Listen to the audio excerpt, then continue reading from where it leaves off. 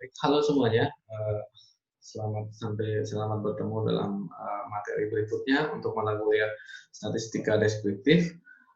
Dalam kali ini kita akan membahas tentang ukuran pemusatan data. Nah, ini juga sudah dipelajari dulu di pembelajaran waktu di tingkat sebelumnya, yaitu bagaimana kita mencari tentang rata-rata, mencari tentang nilai tengah, dan mencari tentang modus dari sebuah data. Nah, hal ini biasanya kita gunakan di dalam penelitian deskriptif.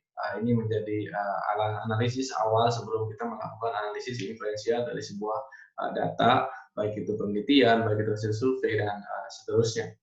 Baik, untuk lebih jelas kita akan membahasnya di dalam slide ini. Oke, ini adalah ukuran pemusatan data. Ini adalah beberapa notasi-notasi sigma. Notasi sigma itu adalah artinya, ingat kalau ada sigma artinya Anda tertanam dalam kepalanya itu adalah hasil penjumlahan dari data. Contoh misalkan di sini ada sigma x, berarti seluruh x, nilai-nilai x itu ditambahkan.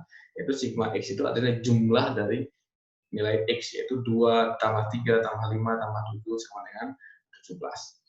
Oke, mungkin ini sudah materi yang standar. Saya akan langsung membahas ke materi-materi yang sifatnya data-data berkelompok. Oke,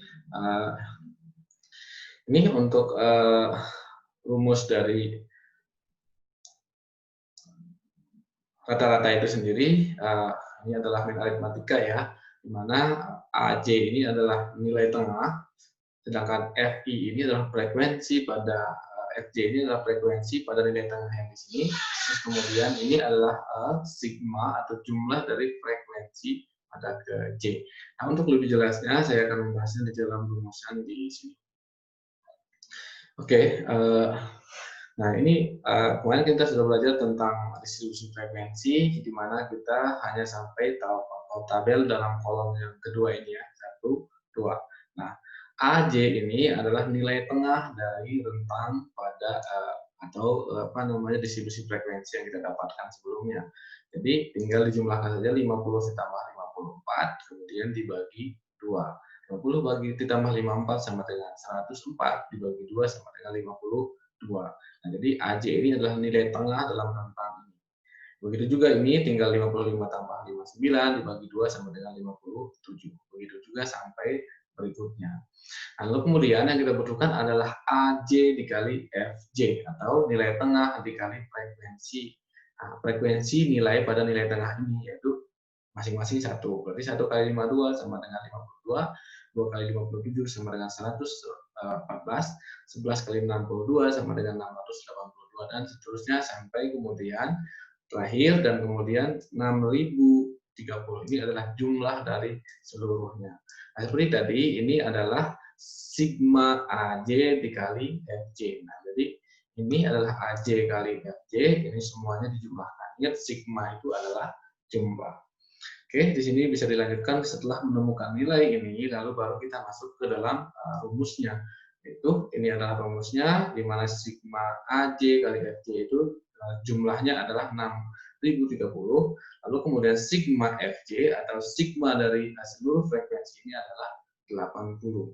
Jadi tinggal dibagi saja 6030 bagi 80 sama dengan 75,375. Ini adalah nilai rata-rata dari tabel distribusi ini, atau ini adalah untuk nilai ini adalah rumus rata-rata dari data yang sifatnya berkelompok.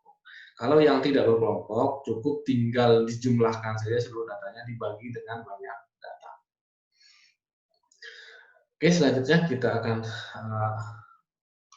langsung ke median saja ya. Nah, ingat median, seperti ini, median itu adalah nilai tengah ya. Sebelum kita menentukan nilai tengah, kita urutkan dulu datanya. Contoh misalkan di sini kalau data tunggal ada dari contoh 376543325, tentukan mediannya. Nah, sebelum kita menentukan median, kita urutkan dulu dari yang terendah ke yang terbesar. Nah, ini 2, 3, 3, 3, 4, 5, 5, 6, 7. Nah, kita tinggal cari aja nilai yang di tengah-tengah. Kalau diganjil, langsung ambil yang di tengah. Kalau kebetulan genap, berarti di tengah itu ada 2, berarti tinggal ditambahkan dibagi 2 untuk mediannya. Jadi langsung di sini kita temukan mediannya dapat. Ini untuk data tunggal. Nah, untuk data kelompok, nah di sini kita akan membahasnya. Ini adalah rumusnya adalah L1 plus D. Nah, L1 itu apa? L1 sudah ada di dalam rumusan yang tadi. Saya mohon maaf pada gangguan. Oke, saya lanjutkan.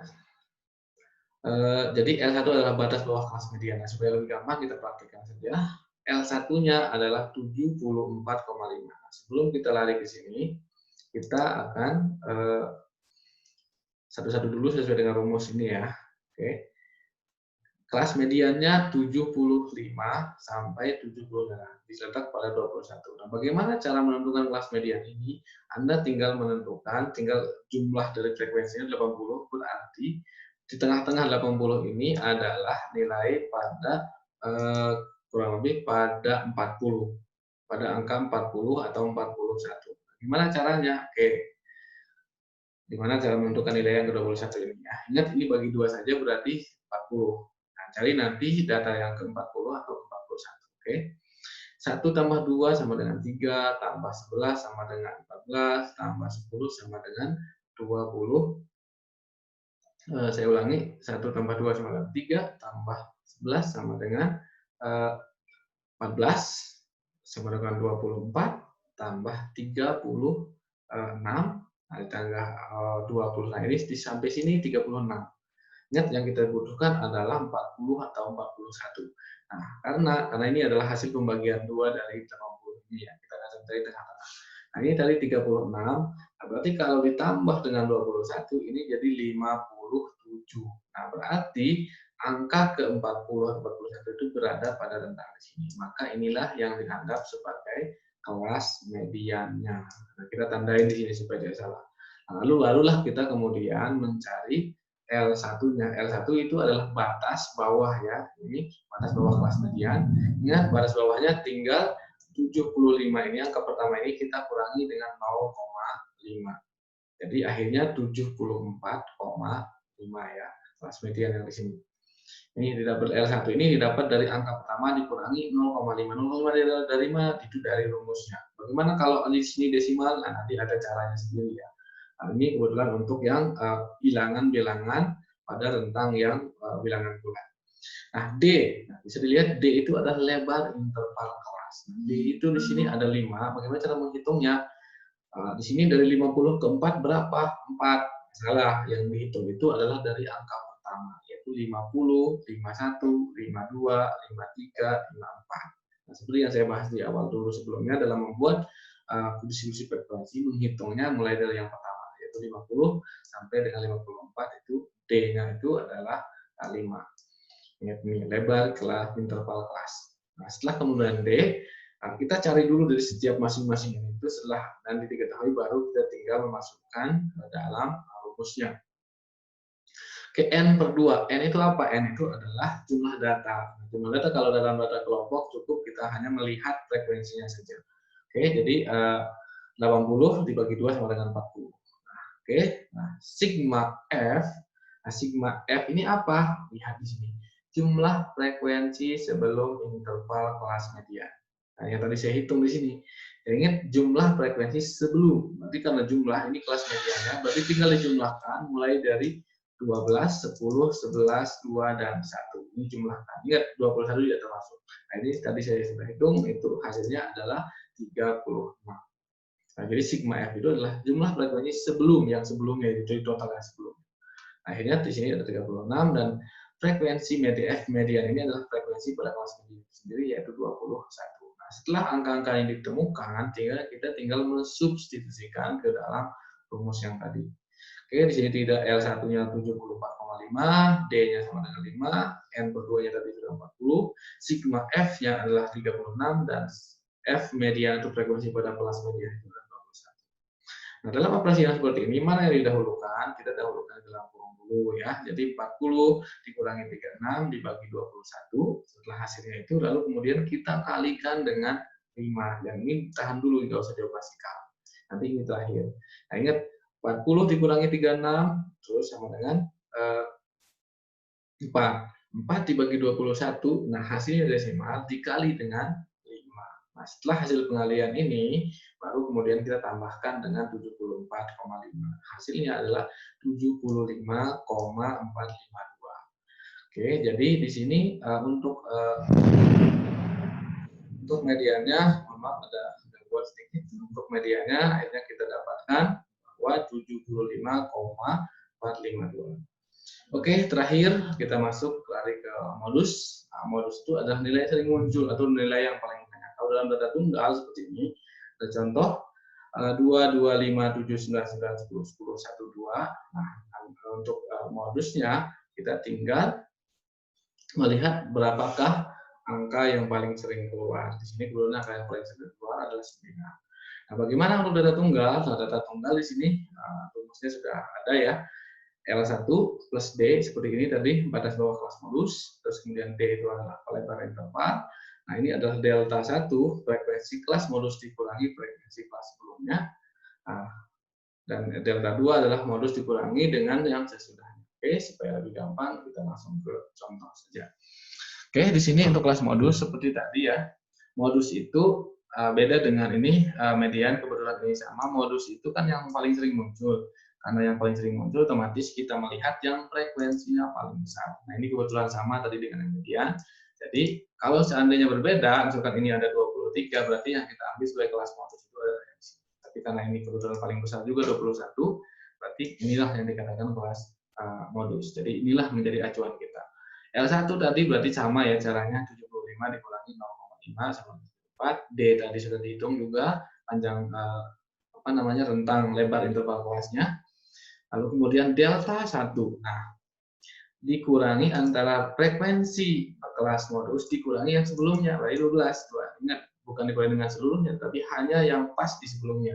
Berarti 21 dikurangi 12 sama dengan 9. Nah, sedangkan untuk delta 2, yaitu 21 dikurangi 6 sama dengan 15. Nah, setelah nilai-nilai ini diketahui, lalu kemudian kita memasukkan atau disubstitusikan ke dalam rumus yang tadi. Rumusnya tadi di ini ya. Oke, L1-nya adalah atau batas bawahnya adalah 74,5, D-nya adalah 5, delta 1-nya 9, delta 1-nya 9, dan delta 2-nya adalah 15. Ingat, seperti tadi operasinya dalam kurung dulu, 9, ini dari dulu ya, kita operasikan bawah dulu, 9 tambah 15 sama dengan 24, 9 bagi 24, hasilnya dikalikan dengan 5. Lalu kemudian terakhir ditambah dengan 74,5. Nah, kemudian didapatkanlah nilai modus itu adalah 76,375.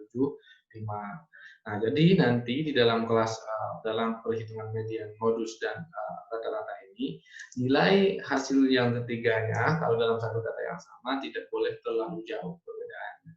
Jadi kalau terlalu jauh maka datanya itu kemungkinan besar tidak normal. Tetapi kalau berdekatan dari 75, sekian, 75, sekian untuk mediannya dan modusnya 76, sekian, maka ini bisa kita lihat berada pada kurang lebih pada titik-titik yang berdekatan. Ini kebetulan tidak digambar kurva normalnya. Yang berdekatan, nah karena berdekatan maka kita kemungkinan besar bisa disimpulkan bahwa data ini memiliki distribusi normal. Nah ini baru analisis deskriptifnya. Untuk lebih jelas, nanti kita bisa melakukan analisis diferensial, yaitu dengan perhitungan alat bantu yang lainnya.